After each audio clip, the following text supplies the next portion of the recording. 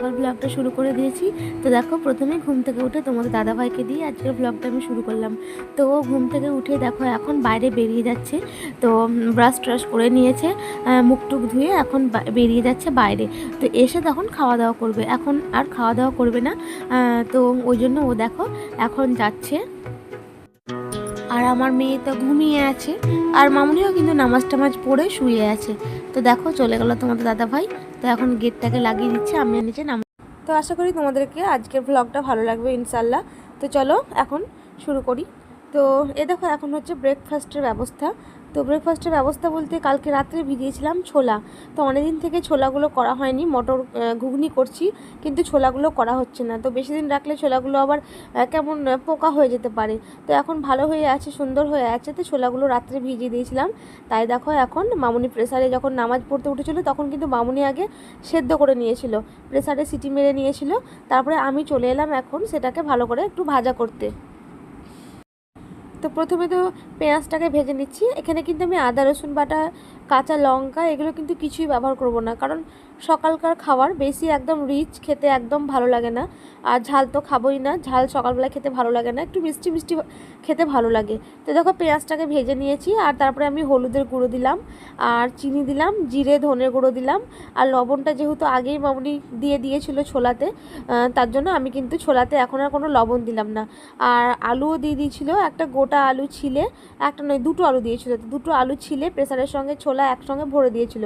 তো আলুগুলোকে আমি ভালো করে চামচ দিয়ে ঘেটে দিয়েছি, ভেঙে ভেঙে দিয়েছি, কারণ গোটা গোটা রাখিনি। ছোলাতে ভেঙে দিলেই আলুর ছোলাটা খেতে বেশি টেস্টি হয়।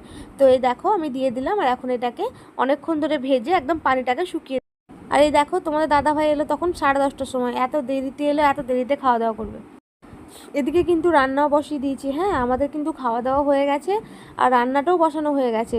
তোমাদের দাদাভাই শুধুমাত্র এত দেরি করে এলো। তাও আমি ফোন করলাম যে তুমি চা খাবে না, তো বললো হ্যাঁ যাচ্ছি। তার জন্য দেখো এই 10:30টার সময় এলো। আর 10:30টার সময় এসেই বললো গোসল করব, কিন্তু গোসল করার হলো না। মানে আব্বু মানে শ্বশুরমশাই ফোন করে ডাকলো যে একটু তাড়াতাড়ি এসো, দরকার আছে। তো যার জন্য ও গোসল টোসল করলো না, এরকম বাথরুম গেল, বলছিল চাও খাবো না। তো আমি বললাম যে না, একটু চা মুড়ি খেয়ে নাও, তখন তুমি আর কিছুই খাবে না সারাদিন, আর তখন ওই গ্যাস হয়ে যাবে। তো ওই জন্য দেখো ওর জন্য চাটা করে রেখে দিলাম আমি। আর এদিকে দেখো ভাত হয়ে গেছে। তো ভাতটা একবার দেখে নেব আমি, দেখি কতদূর ভাতটা হয়েছে। আর ভাতে একটা আলু দিয়ে দিয়েছি, কারণ 11:30টার সময় যদি আবার খাই তখন তরকারি না থাকলেও আলু সেদ্ধ, ঘি টি এসব দিয়ে খাওয়া হয়ে যাবে, তার জন্যই। তো ভাতটা কিন্তু এখনও হয়নি, ওই জন্য আর ভাতটাকে রেখে দিলাম, গ্যাসটা বন্ধ করলাম না। আর এদিকে হচ্ছে দেখো পটল ভাজা। তো কালকে সেই তোমরা দেখলাম অনেকগুলো পটল ওদিকে আমাদের বাজার থেকে এনেছে, আমার মামাও এনে দিয়েছে। দেখলাম পটলগুলো ভাজা করি অনেকগুলো। তো এই দেখো পটলগুলো ভাজা আমার হয়ে গেল, গ্যাসটা অফ করে দিয়েছি। তো এখন পটলগুলোকে আমি একটা জায়গার মধ্যে ঢেলে নিব। তো আমাকে না এইভাবে পটল ভাজা খেতে খুবই সুন্দর লাগে। তো আমি কিন্তু এটা শুধুমাত্র তেল দিয়ে ভাজি না, কারণ শুধু তেল দিয়ে পটল ভাজলে তোমরা দেখবে পটলগুলো কেমন যেন একদম চুপসে যায়, মানে শুকনো শুকনো টাইপের হয়ে যায়। আর এভাবে যদি পটল ভাজো তো পটলগুলো একদম ভেতরটা খুব সুন্দর, ভেতরের যে অংশগুলো থাকে না সেগুলো কিন্তু ওইভাবে চুপসে যায় না, একদম খুব সুন্দর হয়ে থাকে। যার জন্য এই পটল ভাজাটা খেতে আমার খুবই সুন্দর লাগে। তো অবশ্যই কিন্তু আমি একদিন এই পটল ভাজাটা তোমাদের সঙ্গে শেয়ার করব। তোমরা হয়তো পটল ভাজাটাকে দেখে ভাবছো যে এটা কী এমন পটল ভাজা, কিন্তু সত্যি কথাই বলছি, এভাবে ভাজলে সত্যি খেতে খুবই ভালো লাগে। আর এদিকে দেখো ওই যে মাংসটা এসে বার করে রাখলাম, মাংসটা এখনও মানে বরফ ছাড়েনি, তো এখন ওকে পানি দিয়ে রেখে দিয়েছি। আর এখানে হচ্ছে ওই কড়াইটা সেই ছোলা ছিল, সকালে তোমরা দেখলা করেছিলাম। তো কড়াইটাকে ছোলা তো অনেকগুলো থেকে গেল, সবটা খাওয়া হয়নি। তো সেটাকে ঢেলে আমি এখন ফ্রিজের মধ্যে রেখে দিলাম ভালো করে। আর কড়াইটাকে এখন ধুয়ে নিচ্ছি, কারণ ওই কড়াইটার মধ্যে মাংস রান্না করব। আর মানে অন্য কড়াই আর নষ্ট করব না। তো থালা বাসন যেহেতু ধোয়া হয়ে গেছে, ওই যে দিদিটা এখন আছে ওর ধোয়া হয়ে গেছে, তার জন্য ওকে আর দিলাম না ধুতে, আমি রান্নাঘরে ধুয়ে নিলাম। আর এইগুলো দিয়ে এখন রান্না করব। তো চলো এগুলোকে এখন ভালো করে ধুয়ে নিই। আর ধোয়া টোয়ার পরে তখন মাংসটার বরফ ছাড়বে, তারপরে রান্না করব। আর একটা সবজি রান্না হবে, সেটা হচ্ছে মিষ্টি কুমড়ো রান্না করব আজকে। তো দেখো মাংসটা কেমন বরফ হয়ে। তো বন্ধুরা দেখো মাংসের জন্য এখন কড়াই বসিয়ে দিলাম, আর কড়াইয়ে দিয়ে দেবো হচ্ছে সর্ষের তেল। আর আমার কিন্তু খাওয়া হয়ে গেছে, 11:30টার সময় আমি খেয়ে নিয়েছি, সেটা তোমাদের সঙ্গে আর শেয়ার করা হয়নি আমার। আর আর মেয়েকেও খাইয়ে দিয়েছি, মেয়ে তো সেই ড্রাগন খেয়েছে, কলা টলা কিছু খেলো না। ওকে ড্রাগন ছিল, ওই ড্রাগনগুলো কেটে দিলাম, তো সেই ড্রাগন ফলই খেয়েছে। আর আমি একটু ভাত খেয়েছিলাম। তো আর একটা তরকারি হয়েছে, সেটা হচ্ছে 5 ফোড়ন দিয়ে মিষ্টি কুমড়োর মিষ্টি মিষ্টি তরকারি। আর এখানে হবে মাংস, তাহলে মাংস, পটল ভাজা আর কুমড়োর তরকারি। তো চলো এখন মাংসটাকে আমি রান্না করে নিই, তারপরে তোমাদের সামনে আবার আমি ভিডিওতে আসছি। তো তোমরা সবাই ভিডিওটা দেখতে থাকো। তো বন্ধুরা গুড আফটারনুন, একদম তোমাদের সামনে চলে এলাম দুপুরবেলা। তো দুপুরবেলা দেখো খেতে বসে গেছি, আর আমার মামনি আমাকে কতটা ভাত দিয়েছে দেখছো তো। প্রতিদিন এই কাজটাই করে, ওই অত অত করে ভাত খুলে, কিন্তু শেষে বেলায় আমি ভাত খেতে পারি না, প্রতিদিন আমার থালাতে ভাত নষ্ট হয়ে থেকেই যায়। তাই আজকে মামনিকে বললাম যে একটা জায়গা দাও, ভাতটা আমি তুলে দেবো। তো ভাতটা দেখো তুলে দিলাম। আর তোমাদের সঙ্গে রান্না বান্না করার পরে কিছু দেখায়নি, তো তোমাদেরকে তো বলেইছিলাম যে যেটা রান্না হবে সেটা বলেছিলাম। আর দেখো কটা বাজছে জানো তো, এখন 2:45 বাজছে। আজকে আমাদের অনেকটাই দেরি হয়ে গেল ভাত খেতে, কারণ ভালো লাগছিল না, মানে এরকমই বসে বসে কাটাচ্ছিলাম, গল্প করছিলাম মামনি, আমি, মেয়ে।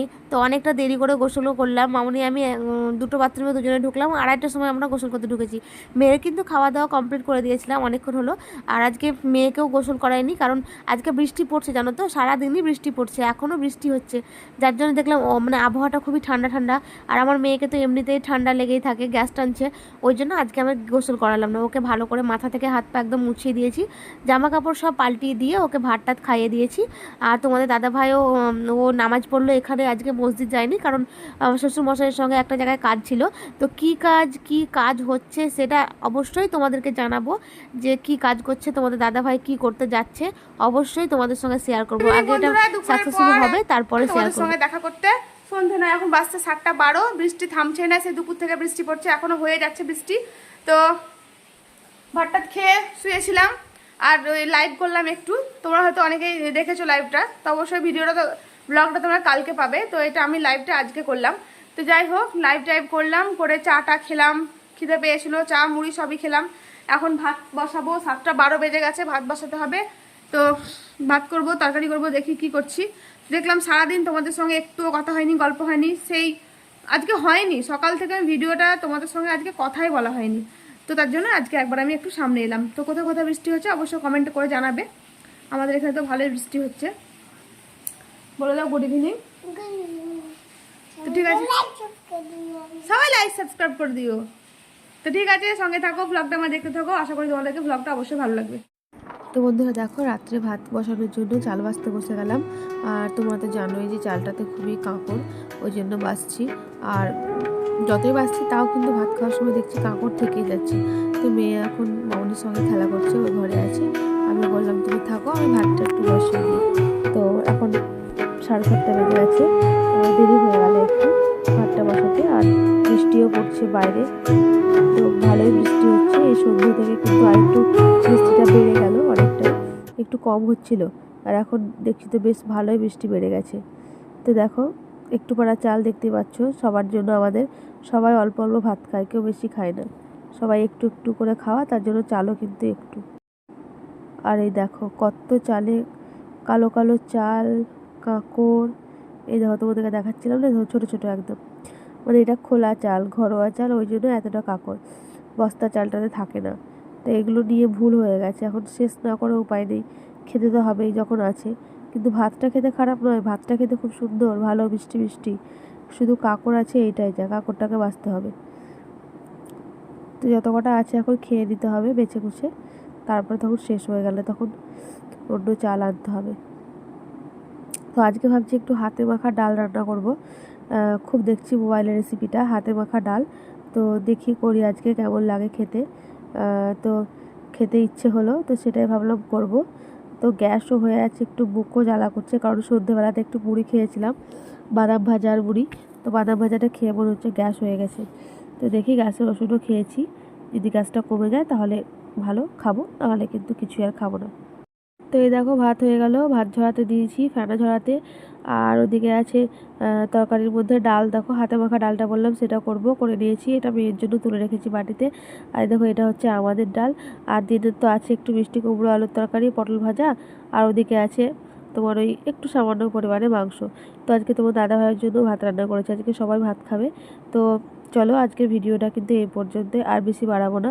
আর আমার গ্যাসটা খুব বেড়ে গেছে, আমি আর কিচ্ছু খাবো না, খাওয়ার জন্য শখ করে দেখো ডালটা রান্না করলাম যে খাবো বলেই, কিন্তু কপালে না থাকলে কিছু করার নেই, কারণ গ্যাস হয়ে গেছে, খেলে হয়তো গ্যাসটা আরও বেশি বেড়ে যাবে, যার জন্য আর খাবো না। তো আজকের ভিডিওটা এই পর্যন্ত, ইনশাআল্লাহ তোমাদের সঙ্গে নেক্সট ব্লগে দেখা হবে। তো তোমরা সবাই ভালো থেকো, সুস্থ থেকো, খুদা হাফেজ, আসসালামু আলাইকুম।